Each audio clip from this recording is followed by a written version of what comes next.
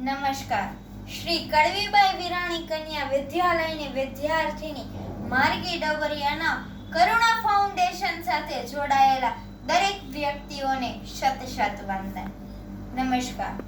હાલ દરેક જગ્યાએ જેમ જેમ વૃક્ષોનું મહત્વ ઘટતું જઈ રહ્યું છે, ત્યારે મારા આજના વક્તવ્યનો વિષય છે હું વૃક્ષ વાવું છું અને ઉછેરું છું.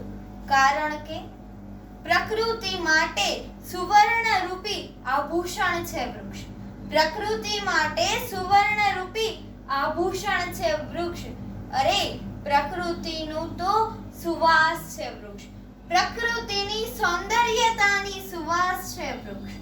જીવન જીવવાનો આધાર છે વૃક્ષ. અરે પ્રદૂષણનો તો કાળ છે વૃક્ષ. આવા પ્રદૂષણના કાળને, એવા વૃક્ષને આપણે શા માટે એનું જતન નથી કરતા, એને ઉછેરતા નથી? હું એ જ વસ્તુ જણાવવા માંગુ છું કે વૃક્ષોનું મહત્વ દિન પ્રતિદિન ઘટતું જઈ રહ્યું છે, પરંતુ આ મનુષ્ય એમ વિચારે છે કે જેમ જેમ તે વૃક્ષો કાપશે, પૈસા કમાશે, તેમ તેમ તેનો વિકાસ થશે.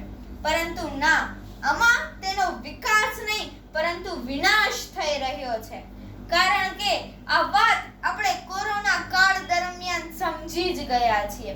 એક વૃક્ષ તેમના પોતાના જીવનકાળ દરમિયાન 700 કિલોની આસપાસ જેટલું ઓક્સિજન પ્રોવાઈડ કરે છે, કે જે વસ્તુ આપણને વૃક્ષોના અછતને કારણે કોરોના કાળ દરમિયાન ફેક્ટરીની અંદર આપણે ઓક્સિજન બનાવવું પડ્યું હતું અને તેના બહોળા ભાવ આપ્યા પડ્યા હતા. પરંતુ જો આપણે વૃક્ષો વધુ ને વધુ વાવશું તો તેના કારણે આપણને વધુ અને વધુ પ્રમાણમાં ઓક્સિજન એ સારી રીતે પૂરો પડી રહેશે. હું હંમેશા કહું છું કે જનની જન્મભૂમિશ્ચ સ્વર્ગાદપી ગરીયસી, અર્થાત માતા અને માતૃભૂમિ સ્વર્ગ કરતા પણ વિશેષ છે, માટે તેની સંભાળ લેવી જોઈએ. માતાને તમે ખુશ કરવા માટે આભૂષણો ભેટ આપી શકો છો, પરંતુ માતૃભૂમિની માટે જો કંઈ આભૂષણ હોય તો તે છે પ્રકૃતિ, અને પ્રકૃતિના એકમાત્ર આભૂષણ જો કોઈ હોય તો એ છે વૃક્ષ. માટે વધુ ને વધુ વૃક્ષ વાવીએ અને ઉછેરીએ કે જેથી કરીને પ્રકૃતિ રૂપી આભૂષણ જે છે ને તે સચવાઈ રહે અને આપણી માતૃભૂમિ એ સુંદર લાગે. અને જે દિન પ્રતિદિન જે માથે કાળઝાળ ગરમીનું પ્રમાણ વધતું જઈ રહ્યું છે, તેને ઘટાડવાનું મહત્વનું કાર્ય જો કોઈ કરતું હોય તો તે વૃક્ષ છે. ભૂગર્ભ જળનું પ્રમાણ દિન પ્રતિદિન ઘટતું જઈ રહ્યું છે, કે જેને કારણે હાલ અનેક ક્ષેત્રોમાં પાણીની અછત સર્જાણી છે. માટે આ પાણીની અછત ના સર્જાય, જો તમે નોટિસ કર્યું હોય ને તો જ્યાં જ્યાં વૃક્ષનું પ્રમાણ વધારે છે ત્યાં ત્યાં ભૂગર્ભ જળનું પ્રમાણ ઉપર છે. માટે જેટલા વધુ ને વધુ પ્રમાણમાં વૃક્ષો હશે તેટલા આપણે ઓછી ઉર્જાની ખપતમાં આપણે ઓછા બોરવેલ ખોદવા પડશે અને તરત જ પાણી મળી રહેશે.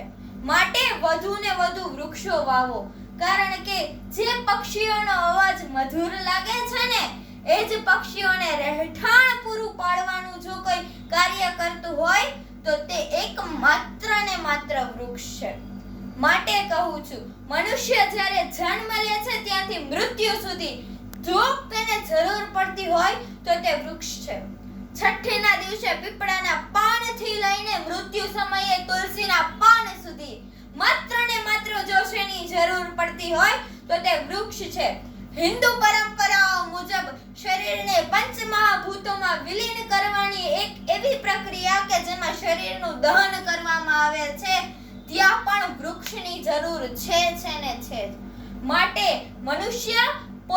મનુષ્યને સૌથી વધારે જરૂરી છે તેના શ્વાસ, અને શ્વાસ માટે ઓક્સિજન, અને ઓક્સિજન માટે વૃક્ષ. માટે તમે તમારા પોતાના શ્વાસ માટે અને નિહિત સ્વાર્થ માટે થઈને પણ તમે તમારા જન્મ દિવસે કે તમારા જીવનકાળ દરમિયાન હંમેશા વૃક્ષ વાવો અને ઉછેરો. ધન્યવાદ.